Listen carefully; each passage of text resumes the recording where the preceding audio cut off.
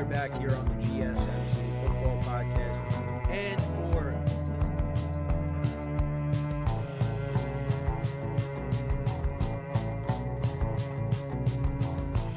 keep yourself in the loop of everything football on the Golden State Media Concepts Football Podcast. The latest news on and off the field, be it college football, Big Ten, SEC, Big 12, Pac-12, ACC to the NFL. We've got you covered.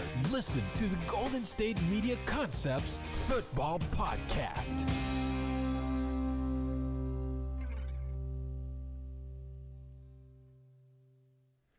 And welcome everybody to another edition of the GSMC Football Podcast, brought to you by the GSMC Sports Network. As always, I'm your host, Kenneth Grunfelder, and it's great to have you guys here on this Friday, November 22nd. We have a lot to cover on the show today. Before I get into that, just want to remind you guys, as always, to tip or donate and get your comments recognized. Make sure to hit that super chat button in the chat if you want to see me acknowledge any thought or comment you may have throughout the live broadcast. Makes the show more lively, more entertaining between myself, the host, and you guys, the viewers. We appreciate you guys' viewership each and every day, so any contribution you can make to the show means the world to us as we put out content for you guys each and every day. And also the other way to help out the show is by going to the link at the bottom of the show segment on the ticker, gsmcpodcast.net. That is gsmcpodcast.net. So, let's get into what we are going to discuss for today. So we're going to start off the show. We're going to recap yesterday's game between the Steelers and the Browns. The Browns picking up the win in that contest. We'll get into that in just a second. Then a couple of previews of individual games. Second part of the show, we will preview the 49ers-Packers game, rematch of the divisional round from last year. We'll also get into talking about the Sunday night matchup between the Philadelphia Eagles and the Los Angeles Rams. And then the final two segments, like we usually do, I'll take a look at the college football matchups for this weekend, take a look back at the matchups from last week, what happened, and then we'll take a look at the early slate of games in the NFL, the early window, and then in the final part of the show, we'll take a look at the late window. Now, we're going over a couple of late window games. There's 4 late window games in total. You got the 3 afternoon games, and then the Sunday night game, of course, which we're going to cover in the second and third segments. So the other 2 late window games we will talk about. So let's get into the first topic, which is discussing the Steelers-Browns game from yesterday. And it was an interesting game. They said there was going to be bad weather. And, there were some snow flurries in the beginning. But then it really picked up. And both teams were playing in a full-on blizzard by the end of the game. And through it all, the Browns picked up the win. And, for the most part, for the majority of the game, the Browns did have the lead. It was a pretty slow, ugly game, but it picked up in the fourth quarter. It was a very, very entertaining fourth quarter. Both teams in the fourth quarter scored a combined 27 points. So when I said yesterday to take the under, through 3 quarters, it was looking pretty good because the Browns were winning 10-6. But then, like I said, the fourth quarter happened. And that's when the weather got really bad. You couldn't really see anything. But that's what happened. And we'll kind of go through it. So the Steelers got the ball to start the game, and they went 9 plays, 39 yards down the field. And they got down to the Cleveland 40. And I wasn't really a fan of this, just because I wasn't really sure, with the weather conditions. I mean, Boswell has been awesome, but I wasn't really sure in these weather conditions how he would be. And especially from 58 yards out, I didn't think he was going to make it. And it ended up going to the right. And he ended up missing the 58-yard field goal. So no points there. Then the Browns got the ball, and they went 3 and out very quickly. And then the Steelers got the ball. You had a 31-yard reception by George Pickens on this drive. They got down to the Cleveland 38, and they went for it on 4th and 2. They tried to do a design run with Justin Fields, which they did a little bit more of that in this game, and he got stuffed. The Browns were ready for that, and the Steelers turned it over on downs. Then the Browns punted, and then the Steelers, they scored the first points of the game. They went 10 plays, 59 yards. You had Russell Wilson connecting with Calvin Austin for 46 yards. He has really made some good plays for them this season, both as a receiver and special teams as well. The punt return against the Giants earlier this year. So, and that was a good throw by Russell Wilson. Russell Wilson could still air it out. We've seen that over the course of these games that he has started this year, but he could still air it out. And later in the drive, that resulted in a Boswell 48-yard field goal. So he made that one. So that made it 3-0. And then the Browns answered. They went 12 plays, 80 yards down the field, almost 7 minutes of time possession. The first play of the drive, Jameis Winston connected with Jerry Jeudy for 16 yards. He had a good game. And we'll get into his stats when we go over both teams. So they had to go for it on 4th and 1 at one point. Nick Chubb picked up the first down. And then later in the drive, Nick Chubb scored from 2 yards out. He had a couple of rushing touchdowns in this game. The explosiveness of Chubb, it's still not there. I'm hoping that, next year we'll really get this. I mean, maybe we'll see it towards the end of this year, and then next year we'll see. But, he's still trying to work his way back. But the fact that he was able to find the end zone a couple times in this game, you love to see that. And he had the go-ahead touchdown as well. So then later in the game, or the next drive, the Steelers got the ball, and Russell Wilson ended up getting sacked. He lost the ball, and it was recovered at the Steelers' 31, and the Browns turned that into a field goal, a Dustin Hopkins 34-yarder. So, yeah, it was 10-6 or 10-3 at the half. Then the Browns fumbled. Jameis's first turnover of the game. Actually, no. Akins fumbled. Jameis did fumble later in the game. But actually, it was recovered by the Browns. But then Cedric Tillman ended up fumbling. Jameis connected with him for 24 yards, but then he ended up fumbling, and he got taken out of the game.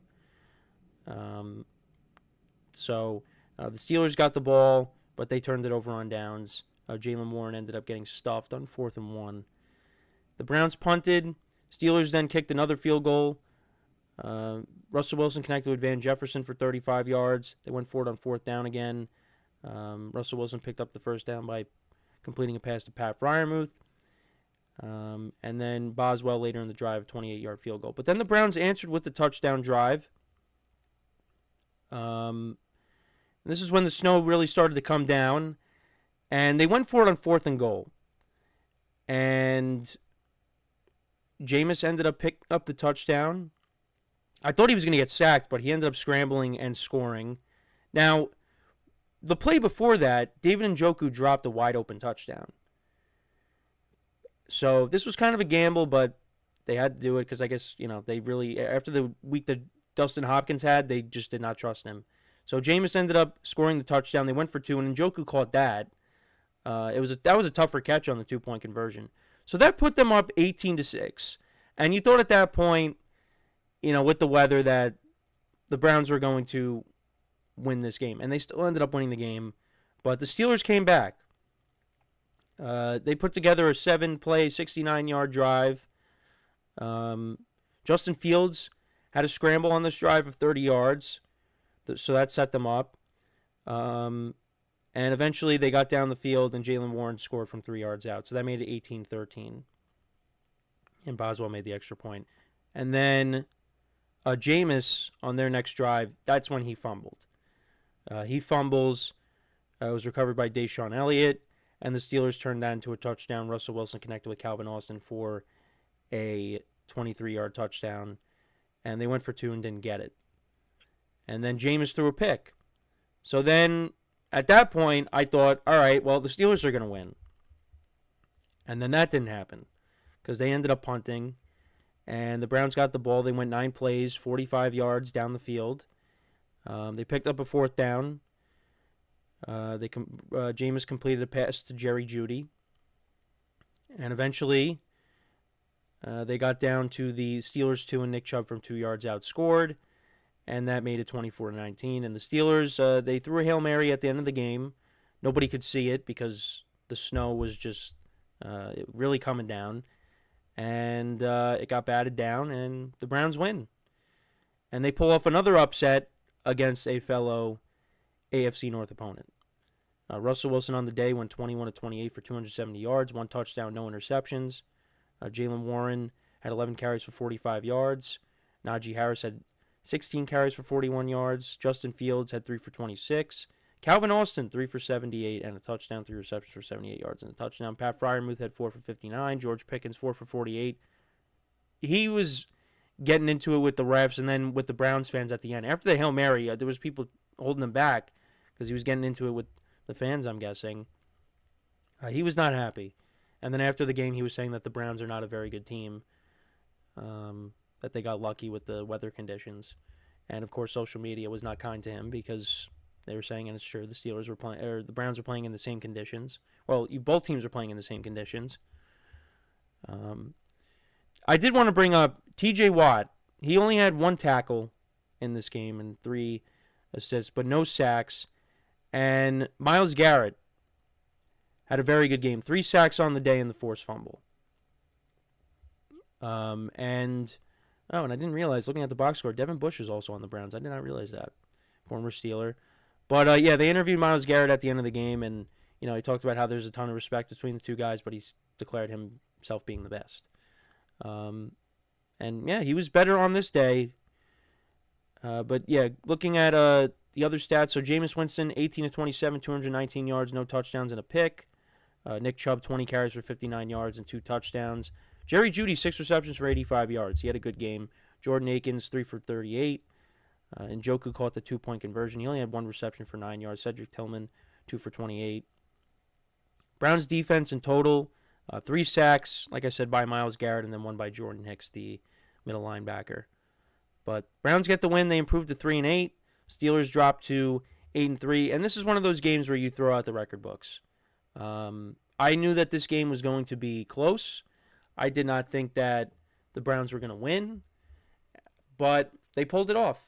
And, they're just playing for pride at this point. That's really what it comes down to. They're playing for pride, and, we'll see what kind of record they finish with. They still got one more game with the Ravens. They still got another game with the Steelers and another game with the Bengals. So,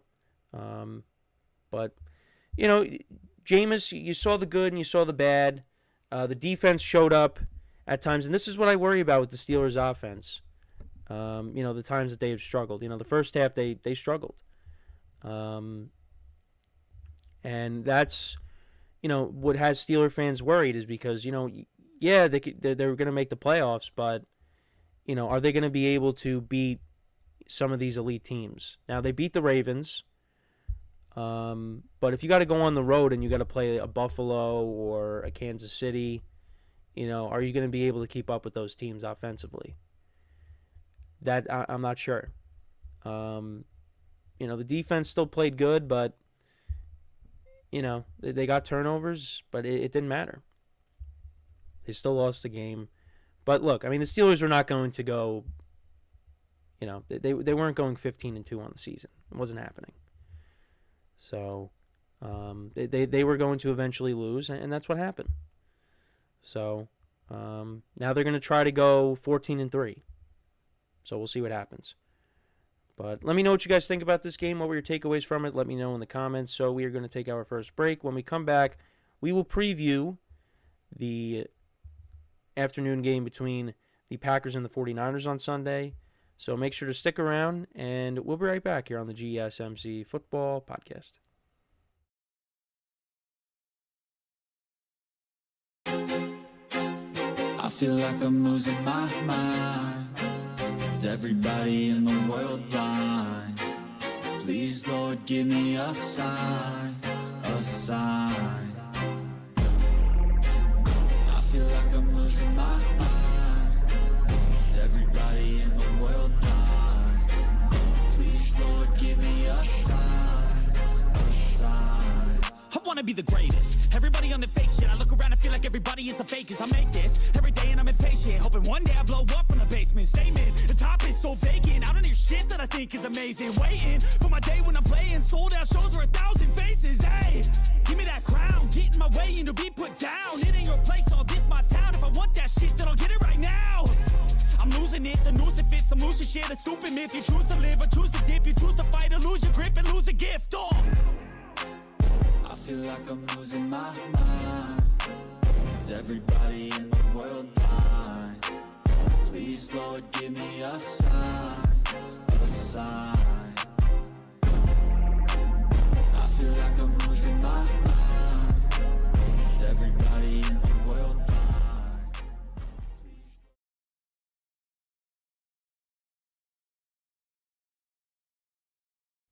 All right, and we are back here on the GSMC Football Podcast, and for the second part of the show, we are going to now get into talking about the Packers 49ers game for Sunday, the rematch of the divisional round from last year. So let's get into that. And this time it will be played in Lambeau Field. And, the Packers coming in at 7-3, coming off of that win against the Bears on the blocked field goal. The Niners coming off of that tough loss against the Seahawks at the very end. And, we'll see what the status is of some of the key players in this matchup. There's some guys that are banged up. Brock Purdy dealing with shoulder soreness. George Kittle with the hamstring, but he said he's going to play, so that's encouraging. Getting him back is huge for this game. And then also you have Nick Bosa. And, if they don't have Nick Bosa for this game, that's going to be tough. Because you saw when he got pulled out of the game against the Seahawks, the 49ers pass rush just could not get anything going. They could not stop the Seahawks. They let Geno Smith and that offense have their way. So actually, looking at an update from a couple days ago, so Nick Bosa, as of right now, it says will be evaluated throughout the week. Travarius Ward, one of their corners, he could be back against the Packers, so that would be huge. George Kittle, like I said, could be back. I'm seeing that Nick Bosa missed practice again, so that's not good. If they don't have him, that's going to be a huge blow for this team. But, look, it's not like... Look, the Packers, I think, are a good team, but the Packers have not played their best ball yet. Jordan Love continues to turn the ball over, which has been an issue. Look, they're still winning games, so they'll figure it out.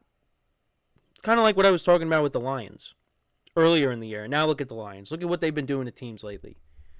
Now, I'm not saying the Packers are going to be like that, but the Packers still haven't played their best ball yet. So, and the 49ers are coming in desperate. They are coming in desperate. And the Packers are coming off of that huge win. It looked like they were going to lose for the first time against the Bears in a long time. And it didn't happen. And like I just said, 49ers are coming in desperate. And they have to win this game. And will they be able to rise to the occasion and get the win? Right now they're the underdogs. Which usually that doesn't happen. The Niners usually are the favorites in a lot of their games. Not here. Not here. It's going to be a tough game. It's going to be on the road. They're still trying to work in Christian McCaffrey, get him back to full strength. And he's coming along. He's made plays.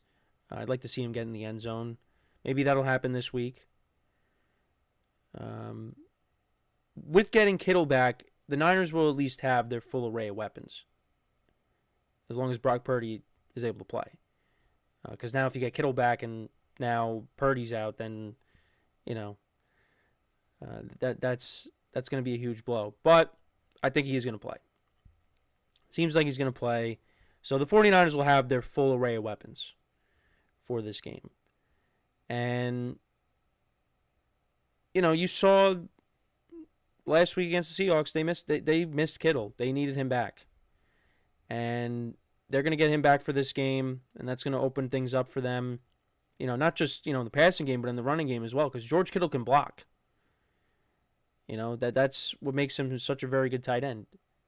He's very versatile. He can do a lot of different things for this team. And, with him being back, like I said, you open up the running game too. And maybe McCaffrey breaks off a big run for a touchdown or something in a crucial moment. So, like I said, the Niners are coming in. They want to win this game. Because right now, with the tiebreakers, they're in last place. They're in last place in their own division. Who would have thought that was going to happen? Now, I know people definitely expected them to, regress a little bit because of, the Super Bowl hangover, and they did. And the other thing, too, is they are a few plays away, and I'm pretty sure I brought this up. They're a few plays away from being 8-2. If they're able to hold on to leads, and that has been their biggest problem all year, is the inability to close games out. You were up by a couple of scores against the Rams. You lost that. The Cardinals game, you blew that at the end. And then the most recent loss to the Seahawks. Those could have very easily have been wins. You could be 8-2 and you're a top 2 seed right now in the NFC. So the Niners are not far off. But they got to start winning games. And, you got a tough stretch here. The next 2 games are both road games, and they're against playoff teams. The Packers and against the Bills. And I said I think they could at least split the next 2 games. If they could do that and then get to, some home games, then you got the Dolphins after that, which Tua being back, they've looked better. We'll see. But I still think this team is going to make the playoffs. I still think this team is going to find a way to win this division. It would really shock me if this team ends up just flat out missing the playoffs entirely. But even some of the games that they've won, it was pretty close. I mean, the first meeting between the Seahawks, that got a little dicey at one point. They were able to close that game out. The Cowboys tried pulling off a late comeback against them. The Bucks and the Niners, that game, that was close. It took a game-winning field goal by Jake Moody, even though he missed a ton of field goals in that game. So, there's some games that they won that they could have lost. Right now, the line is 3. Niners are 3-point underdogs. And looking at the league rankings for these teams, the 49ers are 4th in passing yards per game. Packers are 11th. Obviously, that'd be a little bit higher if Jordan Love didn't miss some time.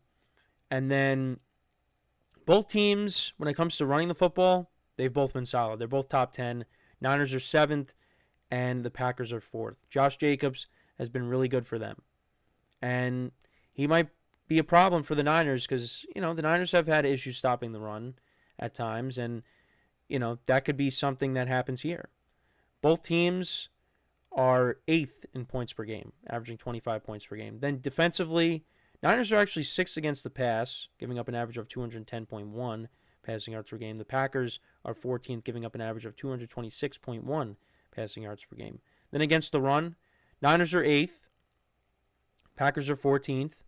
So, you figure the ground game is going to play a factor in this matchup with McCaffrey on one side and Josh Jacobs on the other. And then points allowed, Packers defense is 10th, and the 49ers defense is 16th. And both quarterbacks have played well this season. Jordan Love, the interceptions are a little high with 11. Purdy has 8. That's something that they got to work on, is Jordan Love limiting the turnovers. And like I said, the 49ers are desperate. Packers, they also are like, hey, this team beat us in the playoffs last year. We want to avenge that loss. Because the Packers, they came very close to winning that game. One could argue that they should have won that game, but they didn't. And, the 49ers and the Packers, these are two franchises that have matched up a ton of times over the years. Obviously, even before, I was alive. But, I saw a lot of playoff matchups between these two teams. Obviously the Kaepernick game, the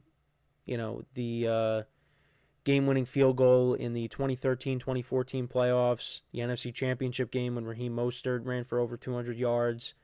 There were some regular season matchups as well. Back in 2021, a few years ago, you had Rodgers with those 2 throws to Devontae Adams that put them in the field goal range, and Mason Crosby made that. Of course, the 49ers still beat them in the playoffs without scoring an offensive touchdown that year, which that might have been Rodgers' last Well, that really was Rodgers' last chance to get back to a Super Bowl. But, yeah, it's kind of all gone in the 49ers' favor. So the Packers want to change that. And I think, this is a game, I think these teams are evenly matched. Because the way the 49ers are playing, the Packers are playing good football, not playing the best. I think it's anybody's game here, and especially with the Packers being at home. And the Packers can step up during these big games. I mean, remember last year, that Sunday night game against the Chiefs? The Packers won that. It's kind of got that same feel to it. Even though the Niners don't have a great record, they're still respectable. You still got Kyle Shanahan as the head coach, even though I think people have kind of maybe had enough of him because of just blown leads this season and just, not being able to get the job done in the playoffs, winning that big game. Because, those two Super Bowls that they lost to the Chiefs, they had a chance. But they ended up losing those leads. So, but having said all that, who do I think wins? I think the 49ers get this win. I think they're coming, like I said, I think they're coming in desperate.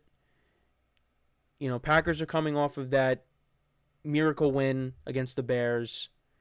Jordan Love has been solid, but has not been great. I think, turnovers could continue to be an issue in this game.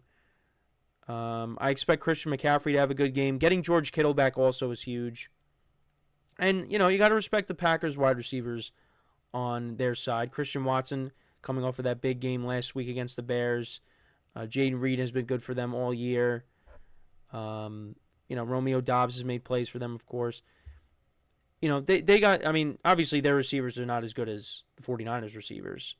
Well, actually, it's kind of even now, receivers-wise. Deebo Samuel has kind of had a little bit of a disappointing year, with him being hurt and also dealing with pneumonia. Ricky Pearsall's working his way back. Juwan Jennings has been good. So it is, it's kind of even there. But, you got George Kittle back, so obviously that would, move the needle more towards the Niners and Christian McCaffrey as well. But, can't disrespect Josh Jacobs because he's been good for them this year as well. I think this will be a good game. This is going to be a close game, but I am going to take the Niners here. Now, if Nick Bosa is out, that's going to be a problem. But I still think that the Niners will squeak it out, get the win, get yourself back to over 500, and then go from there.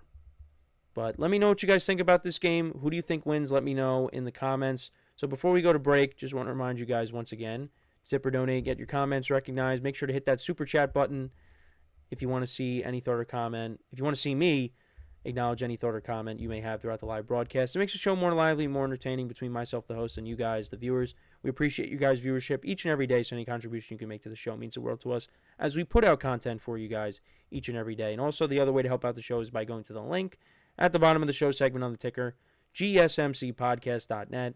That is GSMCpodcast.net.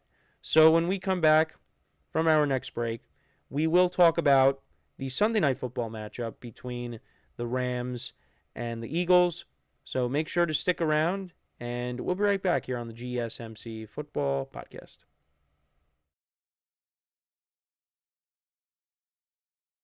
Looking for your daily fix of sports talk without having to pay for it? GSMC Sports Network is available on YouTube. Just search GSMC Sports Network. Get your fix of daily sports talk shows on YouTube, absolutely free. NFL, college football, NBA, MLB, MMA, UFC, fantasy football, and so much more. GSMC Sports Network has shows running all day long, with new sports shows starting every 2 hours. Just like on your favorite cable sports channel, except GSMC Sports Network is absolutely free. Just search GSMC Sports Network on YouTube to catch one of your new favorite shows, like the GSMC College Football Podcast, Chip Shot Football Podcast, Hoops and Heels Women's Sports Podcast, GSMC Basketball Podcast, and so many more. Check it out for yourself. GSMC Sports Network, now available on YouTube absolutely free. Search GSMC Sports Network on YouTube right now.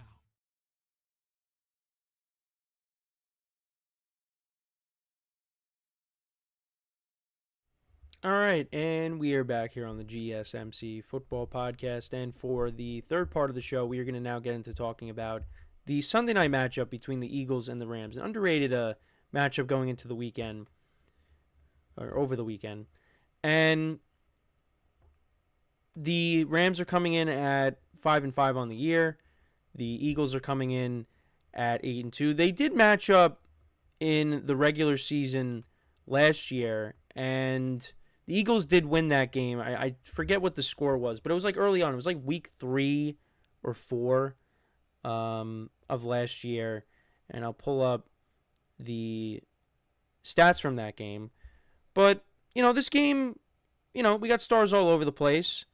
Both quarterbacks, of course, the running backs, the receivers. It definitely has that Sunday night feel to it with these two teams, especially with the Rams. Obviously banged up this year, missing their top 2 receivers, but they will have them in this game, which will make it more entertaining. So this was back in week 5 of last year. The Eagles won that game 23-14. They shut out the Rams in the second half. It was 17-14 at the half, and then, like I said, the Eagles shut them out. So, let's see what happens in this game. But one thing I will say about the Eagles, their defense has been playing really well. They played well last week against the Commanders, a team that was playing really, really well offensively. And, they kind of shut them down. And, I do kind of worry about the Rams in this matchup just because, of, like I said, how well the Eagles defense is playing. And we saw, when they played the Dolphins defense a couple weeks ago, they just couldn't get anything going. And, I think the Eagles defense is probably the better unit of the two. So, yeah, like I said, I worry about the Rams in this matchup, especially with their young corners, their secondary. It's been playing really well. So, yeah, I do worry about the Rams and their offense in this matchup. And then, of course, with the Eagles and the playmakers they have on the offensive side of the ball, Saquon Barkley has been unbelievable this year. He has been everything as advertised, which, I think we all knew he was going to do well in Philly because he has an offensive line that he can actually run behind now. And, Jalen Hurts has done a nice job limiting the turnovers here. So, I do lean in the favor of the Eagles in this matchup. And looking at the offensive stats for these two teams, so the Rams are top 10 in passing yards per game, 255.7 they're averaging. The Eagles are only averaging 220.2, which is 21st. But they are the number 1 rushing team in the NFL. They are averaging 181.3 rushing yards per game. And it's not just Saquon Barkley, it's also Jalen Hurts as well running with the football. The Rams are 26th. They're only averaging 95.4 rushing yards per game. And then points per game, Eagles are 7th, Rams are 21st. And then defensively, Eagles defense is actually 2nd against the pass, giving up an average of 192.3. Rams defense is giving up an average of 245.4. And then rushing yards, they are giving up an average. The Eagles are top 10. They're 7th, giving up an average of 99.9. And the Rams defense is 18th, giving up an average of 127.3. And then points allowed, Eagles defense is 6th, Rams is 22nd. So really, when you look at it, right now it's advantage Eagles. And, that's not to say the Rams are not going to come out and, have a good game plan. Because the Eagles defense is still going to have to deal with Cooper Kupp and Puka Nacua, who have both been great since they've come back.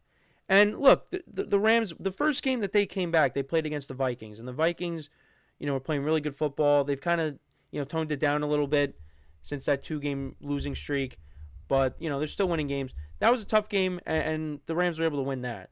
So the Rams could win this game. But I just think the Eagles right now are the better team. I think when you look at the coaching matchup between Nick Sirianni and Sean McVay, you would take Sean McVay. But I think the Eagles have the better talent going in. I think Saquon Barkley is going to have a big game here. Had a big game last week against the Commanders. Well, a big second half. Because the Commanders actually kind of shut him down for a while. But then he woke up and took over that game. And he really has been a difference maker for this team.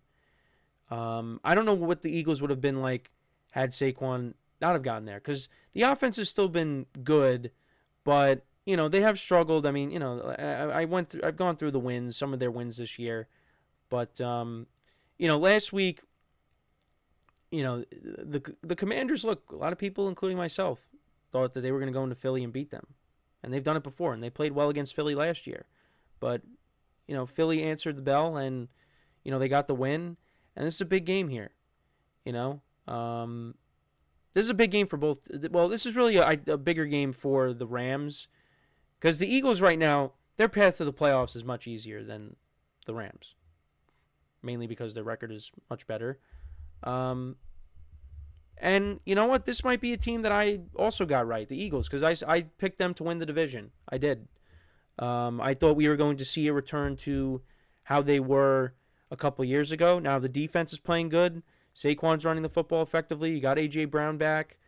Devontae Smith, I think, was questionable once again going in, if I'm not mistaken, but he should play, I would imagine. Kind of looking at some of the injuries here. So, yeah, Devontae Smith, he did not practice on Thursday, so he's questionable going into this game. And then for the Rams on their side, I got a couple of offensive linemen that are questionable going in, but I would imagine they're probably going to be fine. And they're going to need to be because that Eagles pass rush, that Eagles defense can make things tough on Matthew Stafford. The matchup that you want to focus on is the Rams receivers against these Eagles corners. How is that going to go? Now, I think both sides are going to win their share of matchups. I don't think the Eagles defense is going to completely shut down Cooper Kupp and Puka Nacua. Puka Nacua, he's been good since he's come back. Had a touchdown, his first touchdown of the season last week against the Patriots. Cooper Kupp had a couple of touchdowns as well. They're going to have their hands full with those receivers. They'll make their fair share of plays. I'm looking for Kyron Williams to have a big game because he hasn't scored a touchdown in a few weeks. Pretty much the first, 8 games of the season, he had a touchdown in like every game. Let me just double check. So, yeah, he had a touchdown. He hasn't scored a touchdown since October 20th against the Raiders. So I'm looking for him to get into the end zone this week. But this is a big game. This is a big game for the Rams. You're right there with the other teams in your division. Right now, they're in second place, right? Yeah, they're in second place in their division because they have the tiebreaker over the Seahawks and the Niners. But they're a game behind the Cardinals, and the Cardinals play the Seahawks this week. So we could see a scenario where if the Seahawks win, then you're going to have 4, 6, and 5 teams. If also the Niners win as well. So if every team except the Seahawks win, you're going to have a tie for first place for everybody. It's going to be a 4-way tie. So I'm hoping for that. Partly because of my picks, but I have the Eagles winning this matchup, so it wouldn't happen. But I'll take it. I mean, if the Rams win, I'll take it. Because the Rams are one of my wild card teams, and they still have a chance to do it. But, this is a tough game here. And I do like the Eagles to win. I'm going to say the final score is around 28-24. I think it's going to be high scoring. Like I said, the Eagles defense has been playing well, but I don't think they're not going to do what the Dolphins defense did. I think that might have just been an aberration. I think they'll get pressure on Matthew Stafford, maybe force Stafford into a mistake, but I do think the Rams will get into the end zone in this game, not like they did on Monday night where they kicked 5 field goals. So, but having said that, though, I like the Eagles in this spot. They're playing good football right now, and I think that continues here. And like I said, right now they're in a great spot to win the division. And I did have them winning the division before the year started. Didn't look good. Looked like Washington might take it, but the Eagles are really talented. And, that collapse from last year, as for the moment, looks like a thing of the past. And Saquon Barkley has made a huge difference. I think if you have DeAndre Swift running the football again this year, like Swift was good for them last year, don't get me wrong, but Saquon has made a huge difference. Saquon's the better runner of the two. And, that just makes them that much better. And the defense has made improvements from last year. So, it's a good football team. This is a dangerous team going into the playoffs. And I think right now, this is the team that has the best shot to knock off the Lions at this very moment. Because, you look at the NFC South and how the Falcons are playing, and I don't even know if they're going to win the division. The Bucks get Mike Evans back, so, that could get a little dicey. The Commanders, Jaden Daniels is banged up right now. In the West, the Niners are not playing great. The Cardinals are already lost to them. The Rams lost to them. The Seahawks, every team, except for the Niners, they play later in the year. But every team other than the Niners has lost to the Lions if you're in the NFC West. So I think it's the Eagles. I think the Eagles got a great chance. They got the best chance to do it. Now, does that mean they will do it? Well, we'll have to wait and see once we get to the playoffs. But this team at this moment, I think, has the best chance to knock them off. But we'll find out if that ends up happening. But let me know what you guys think about this game. Who do you think wins? Let me know in the comments. So we are going to take our next break. And then when we come back, we'll take a look at the college football matchups for this weekend. We'll take a look back at some of the scores from last week. Also, we'll talk about the early games for Sunday in the NFL. So, with that being said, stick around, and we'll be right back here on the GSMC Football Podcast.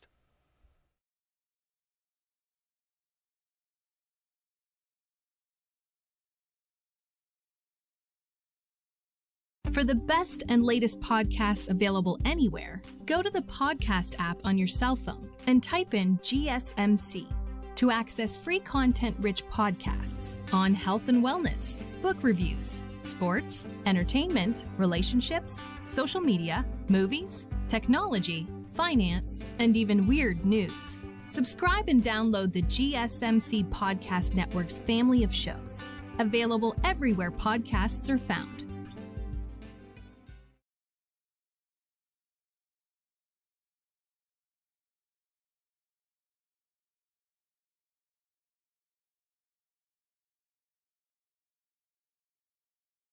All right, and we are back here on the GSMC Football Podcast. And for the fourth part of the show, we are going to now get into talking about the college football matchups for this weekend, as well as the early slate of games for Sunday. So kind of just go through some of the games from last week in college football. Colorado improved to 8-2 on the season.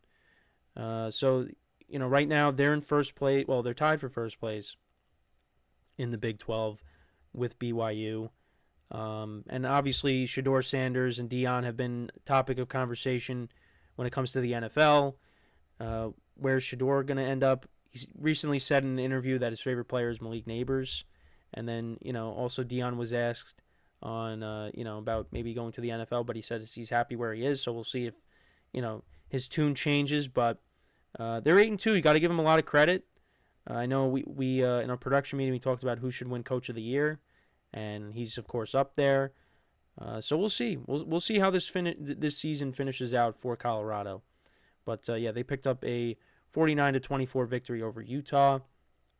Clemson picked up a win over Pitt, 24-20. They improved to 8-2 on the season. Ohio State improves to 9-1 on the year, winning at Northwestern, 31-7. Florida beat LSU 27-16. They get back to 500. LSU drops to 6-4. Notre Dame improves to 9-1 on the season. They win 35-14 over Virginia. SMU beat Boston College 38-28. Stanford pulling off the upset win over Louisville 38-35. South Carolina defeated Mizzou 34-30. Georgia beat Tennessee 31-17, so that was a big win for them. Oregon only winning by 3 against Wisconsin, 16-13. They're 11-0 on the year. BYU actually suffered their first loss against Kansas last weekend. So that was a big loss there. But going into this week, one of the biggest matchups of the week, probably the biggest matchup of the weekend in college football, is that Indiana Hoosiers Ohio State game. Hoosiers coming in at 10-0 on the year. They are number 5 right now. They're ranked number 5 in the country. Ohio State is 2. And, I'm seeing all the TikToks and the memes. You had the one TikTok I saw is, with the Rocky and Drago touching gloves before their fight in Rocky 4. And Indiana's Rocky and Ohio State is Drago. So it's going to be a tough game. And listen, I went to the game when Ohio State played Nebraska. They didn't play great. That ended up being a close game. Now you got a 10-0 team coming in. And we'll really see, what Indiana is made of in this matchup. Because if they end up losing, this could be a Florida State scenario where they're just out of the discussion of being in the playoffs. And that would be unfortunate because, they've been undefeated this whole time. You lose one game. But that just it shows you how different it is when it comes to college to the pros. And also it might depend because also we discussed this too in the production meeting is how they lose. Like if they end up losing a close game where it's back and forth and you lose on like a game-winning field goal, then you're probably still going to get some consideration.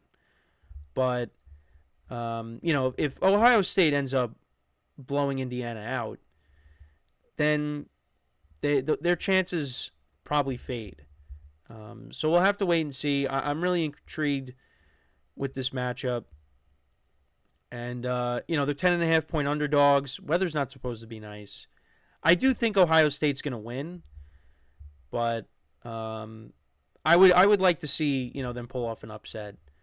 Because they are one of those unlikely teams that are, right now they're in first place. And, nobody really expected them to, I shouldn't say that. Oregon's in first place, my mistake. But they've played one more game than them. But, this is one of these unlikely stories, and you want to see that continue. So, but they're going to have to really pull off an upset here. So we'll see. But I still have Ohio State winning that matchup. And then, that's really the most enticing game. Texas is playing Kentucky. I think they should win that. You do have Army against Notre Dame. Notre Dame's a 14-point favorite. Alabama's playing Oklahoma later in the day as well. They're 13.5-point favorites. Boise State is facing off against Wyoming. Right now they're ranked 12. Penn State's playing the Golden Gophers. Colorado's playing Kansas. So, not a lot of, at least looking at the top 25 matchups, not a lot of enticing matchups. That's really the matchup of the weekend is Indiana and Ohio State. So we'll see what happens. But I do like Ohio State to win that matchup. Now, can Indiana keep it within the number? I'm going to say they do. But like I said, it's going to be tough. It's going to be tough. But who do you guys have winning that matchup? Let me know in the comments. But we are nearing the end of the college football regular season, and we will finally see how this new playoff format goes. I'm really intrigued by it. So now we move on to the NFL, the early slate of games. So we'll start off with the New York Giants and the Tampa Bay Buccaneers. So Tommy DeVito will be getting the start in that matchup. Mike Evans is coming back for the Buccaneers, so that's a huge boost for this offense. They really have needed it desperately. I think they also needed the bye week too. Get healthier and just kind of hit the reset button and get ready for this final stretch run here because they are not out of it. They aren't. The Falcons, they could have very easily put this team away. They have not. And don't look now, but the Saints have won their last 2 games. They're starting to play better ball. So, the Falcons got to pick up the pace here. Otherwise, they're on a bye this week, but, they better be careful. Otherwise, they might be leapfrogged in the division. I still think the Bucks have the best chance right now. The Saints, yeah, they've won their last 2, but they beat the Falcons, who've been inconsistent, and they beat the Browns too. So, I give them credit, but I think it's going to come down to the Falcons and the Bucks. And the Bucks have, a light finish to the season. Their toughest game left on the schedule, in my opinion, is the Chargers game. And that's in Week 15. So, the other games, I think, you got the Panthers twice, although the Panthers, they've won 2 straight. So, give them credit. But I do think the Bucks, they have a nice, they have a good chance to get back in this thing and maybe win the division. But it starts on Sunday. And I do think they get the win against the Giants. Right now, the Giants are 6-point underdogs. That number is a little high. And, the Giants are coming off of a bye. And maybe with Tommy DeVito in there, that, gives them a little bit of a spark, a little bit of energy, even though there are players that are not happy with the move to move off of Daniel Jones. And not only is he the 4th stringer now, but now they had him playing safety in practice. Excuse me, I'm holding back a sneeze, but yeah, they had him playing safety. Oops, jeez. Apologize for that. I've been good lately. It hasn't really happened, but I did the best I could with holding it back. But anyways, so that's what happens when you talk about Daniel Jones. That's what ends up happening to you. But anyways, that bad joke. Yeah, they had him playing safety in practice. Just why you even just let him go home or something. I agreed with that. I know the Michael K show, they were talking about it. Like, why even having him do that? But I think the Giants could maybe cover the number. Not 100% on it yet. Going back and forth with it. But I think the Bucks win this game, get themselves, back to their winning ways, and improve to 5-6. But the number might be a little bit too big. Then there's another big number, and that's the Panthers getting 11 points against the Chiefs. Chiefs coming off of that loss against the Bills. Listen, the Chiefs have failed to cover a lot of spreads this year. I think if there's any week that they could do it, it's this week right here. I like the Chiefs to win and win big. Coming off of that loss against the Bills, you're frustrated. I think this is the team where this is a get-right game for the Chiefs. So I like them to win this game and cover, get themselves back to their winning ways, get to 10-1 on the year. Interesting game in the NFC North. You got the Vikings and the Bears. The Bears looked a little bit better offensively against the Packers. They're 3.5-point underdogs at home. But here, I think the Vikings should win this game, and I think they cover the number as well. Sam Darnold is not playing as good as he was in the beginning of the year. He did have, how many touchdown passes did he have? He had 2 touchdown passes against the Titans. I think they win this game here. I think they cover the number. But I'm curious to see how the Bears look. Can they, continue to improve offensively again? Swift ran the ball well last week. Caleb Williams looked a little bit better. So let's see now, week 2 after, the second week after firing their offensive coordinator, Shane Waldron. How does it look against the Vikings? We'll see. Then we got the Titans and the Texans. It's a big number, 8 points. Will Levis has looked okay since he's come back from injury. So maybe that layoff kind of helped him. The Texans coming off of that big win against the Cowboys. They got Nico Collins back. Joe Mixon had 3 touchdowns. The number is tough.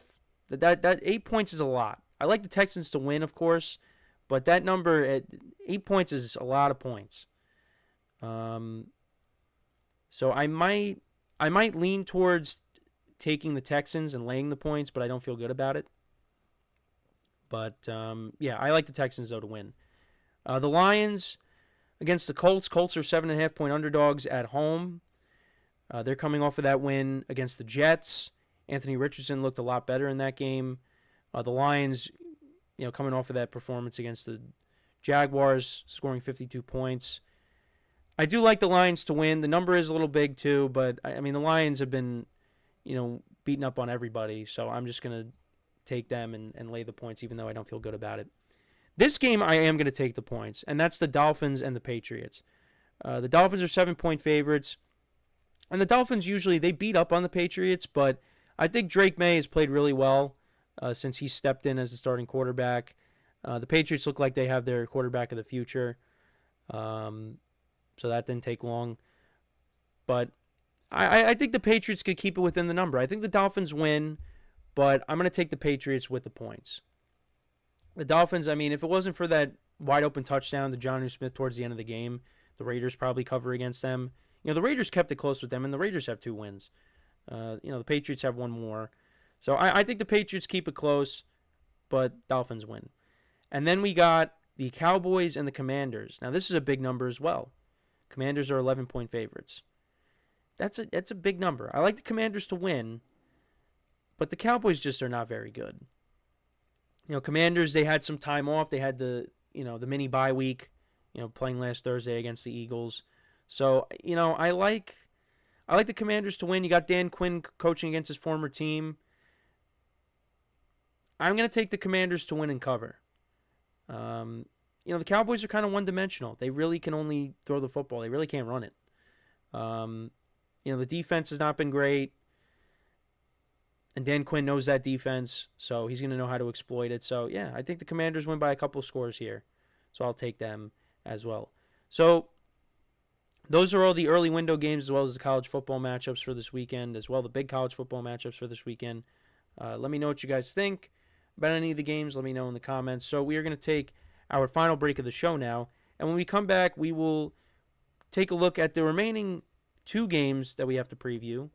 The other late window games for Sunday, and that will conclude the show for the week. So with that being said, one final time today, stick around, and we'll be right back here on the GSMC Football Podcast.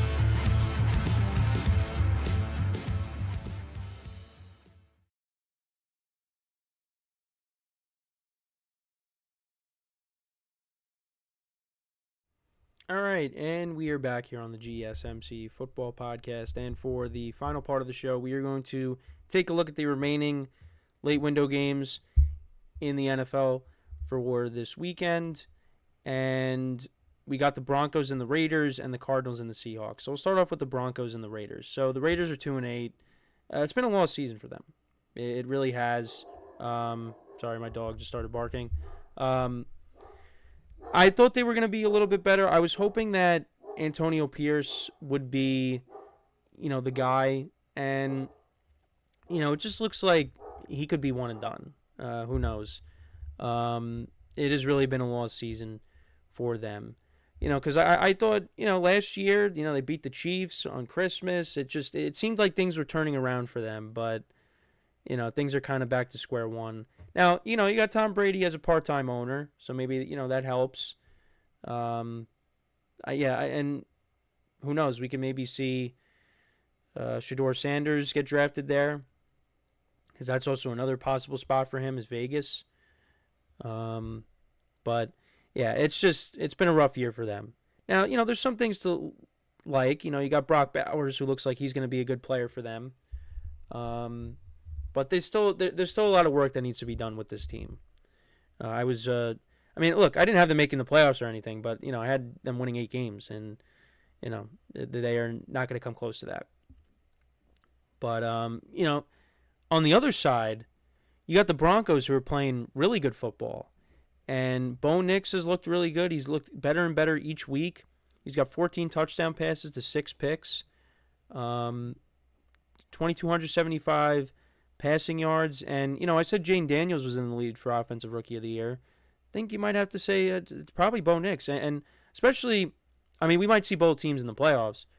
But, the fact that the Broncos have a chance to make the playoffs when I really just did not have any expectations for them this year. I didn't think they were going to win that many games. But you got to give them a lot of credit. You got to give Sean Payton a lot of credit. He got his quarterback, and they're playing well. They're playing well. And this team's only going to get better. This team is only going to get better. And they've come a long way, the Broncos, since that game against the Dolphins last year where they gave up 70 points. Now going into this game, the Raiders are at home. They're 6-point underdogs, but the Broncos are the better team here.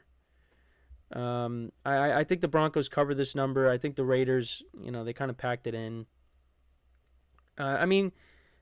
They were competitive against the Dolphins, but, I just think the Broncos, like I said, better team here.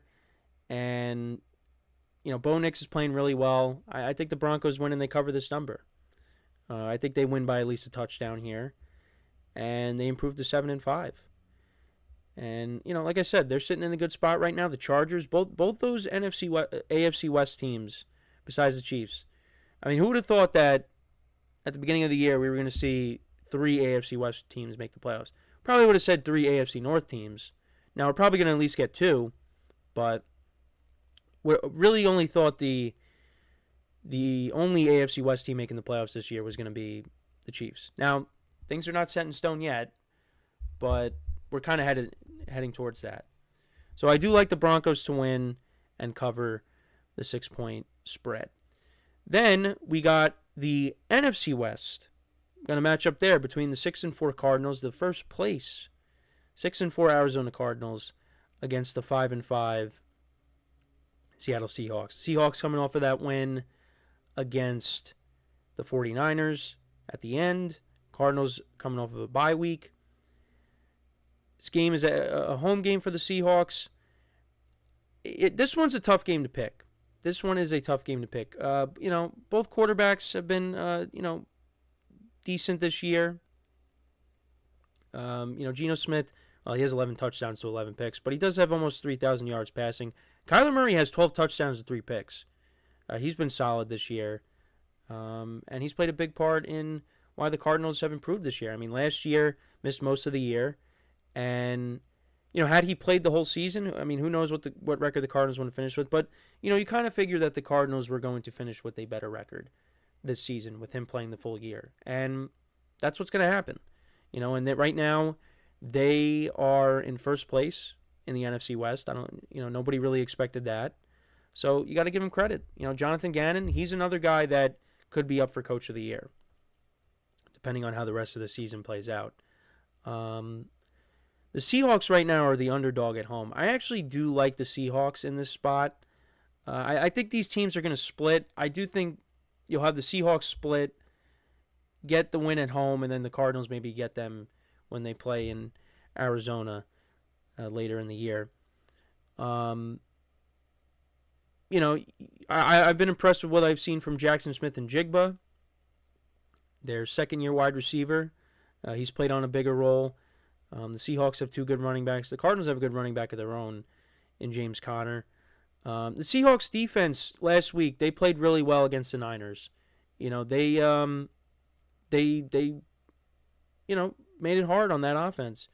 And I think here being at home, I feel like they're going to give Kyler Murray some problems. I feel like this is a game that Kyler Murray might not play as well. But we'll see. And, now my friends are talking about something, and I'm looking at this right now. And all right, so we got breaking news.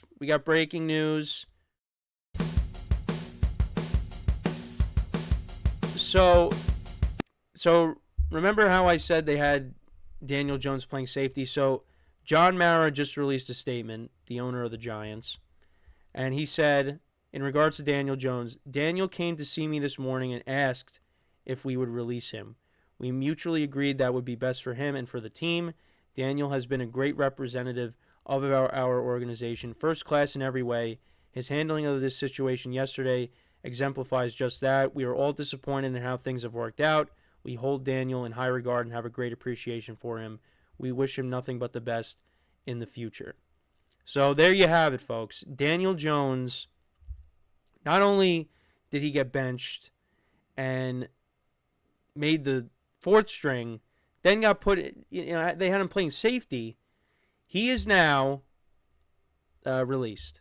And it was under his request, which I don't blame him at all for that, because the media did ask him if he was going to stick around the team with his benching, and he said that, he didn't give a definitive answer. That he said he was still processing everything. So I think this was right for him. Get a head start on, okay, all right, my camera is acting up and now making a weird face here. But this was I think this was the best. Just get him out of there, because, there's just no point. With him being the fourth string and you're having him, play safety in practice. I mean, what are we doing? But I'll have more things to say about it on Monday. But that's, I'm a little bit surprised that this happened. I thought he would still at least be on the team. I mean, obviously, I knew they were gonna part ways with him at some point. I just didn't think it was gonna be at this very moment. But no, they move off of Daniel Jones, and now he's officially released. And I'm really curious to see where he can end up. Where could he go? There's definitely going to be a team that does pick him up. And you know what? It would not surprise me if he ends up going to another team and playing well and pulling a Geno Smith, who we just talked about, and Sam Darnold. He's just got to be coached properly. So my dog continues to bark.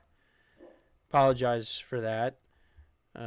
She's been good lately, but, I don't know what she just, sometimes it's like, well, I mean, she hears things that we might not hear, but it's just, to us, it's like you're barking at nothing. So, but yeah, Daniel Jones officially released by the Giants. We'll get into that more next week. So to kind of just run through the picks again. So I got the Buccaneers, I got the 49ers, I got the Chiefs, Vikings, Texans, Lions. I got the Patriots covering against the Dolphins, Commanders, Broncos. I got the Seahawks. I got the Eagles. And then, of course, we'll preview the game between the Ravens and the Chargers, the Har Bowl, on Monday. But, so some breaking news before we ended the show here.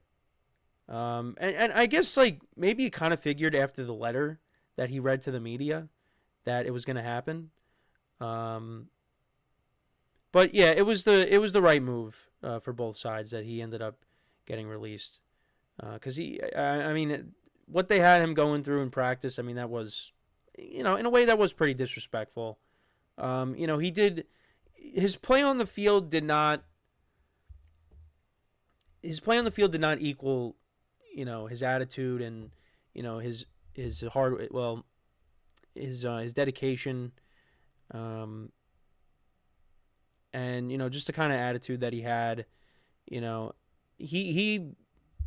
He tried his best. It's not like he, took plays off and, wasn't a hard worker. He was a hard worker. It's just the play didn't reflect on the field.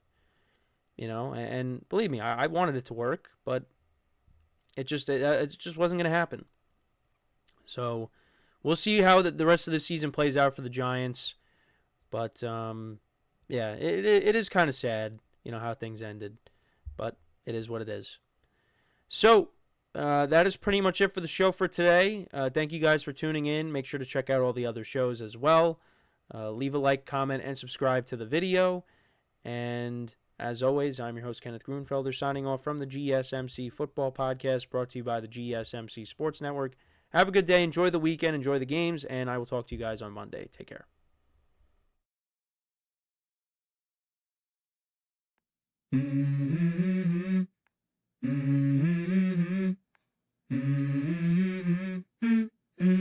Let's go. I wake up to a little bit of drool on my pillow, feel like it's gonna be a bad day. Yeah, I'm tired of shit, and the coffee ain't hit yet, damn, ain't that great. I don't want